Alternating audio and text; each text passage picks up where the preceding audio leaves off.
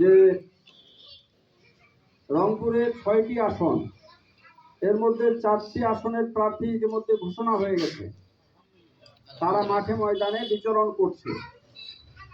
জেলা শোরার সিদ্ধান্ত মোতাবেক 2টা আসন বাকি ছিল, যেটা রংপুর 2, তারাগঞ্জ বদরগঞ্জ, এবং রংপুর 6, পীরগঞ্জ।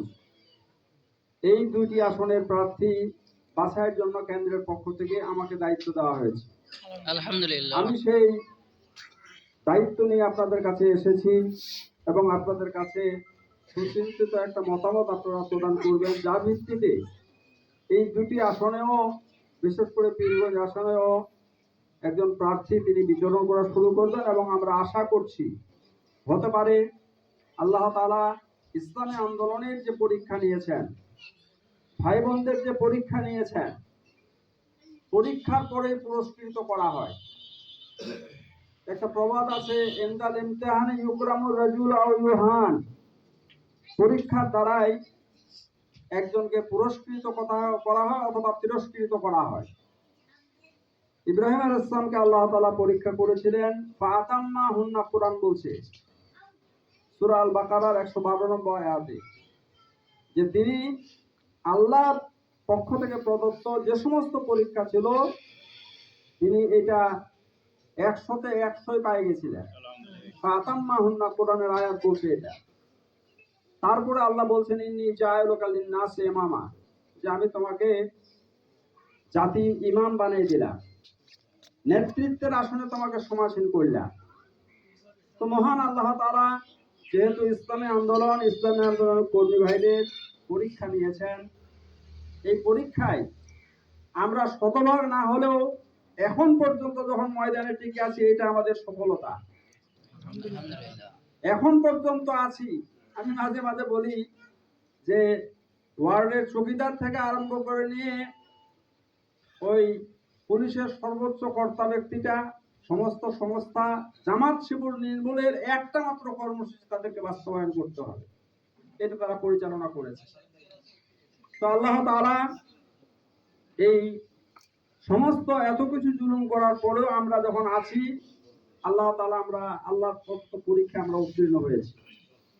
এখন যা যা পুরস্কার দেওয়ার পালা, এই পুরস্কার আমরা কে কতটুকু গ্রহণ করতে পারি, আমাদের গ্রহণযোগ্যতার ভিত্তিতে এটা আমরা প্রাপ্ত হই ইনশাআল্লাহ। আমি এই ভোট সংক্রান্ত যে কথাটা বলতে চাই সেটা হলো যে আপনারা জানেন আমাদের গঠনতন্ত্রে 72 নম্বর একটা ধারা আছে, যে ধারায় কাকে আপনি উপযুক্ত মনে করছেন এইটার একটা কথা বলা আছে, তাই না? পড়ে শোনাবো আমরা। তার আগে বলতে চাই আপনাদের মাইন্ড সেট করার জন্য, সেটা হচ্ছে ভোট আপনি কাকে দিবেন ওই ধারার অনুযায়ী।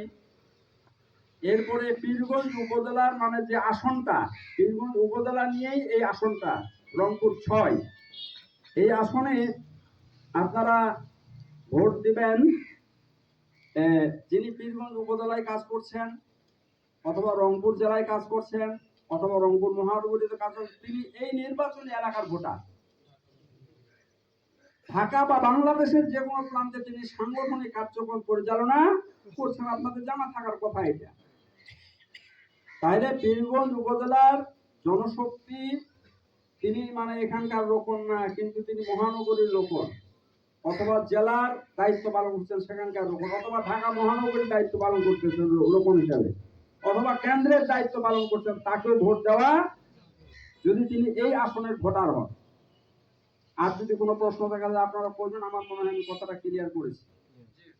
যে রোকন জনশক্তি তিনি যেখানেই থাকুক, কিন্তু পীরগঞ্জ আসনের তিনি ভোটার, যিনি যেখানকার ভোটার সেখানে ভোট পাওয়ারও তার অধিকার আছে। এই বিষয়টা হলো মূল কথা।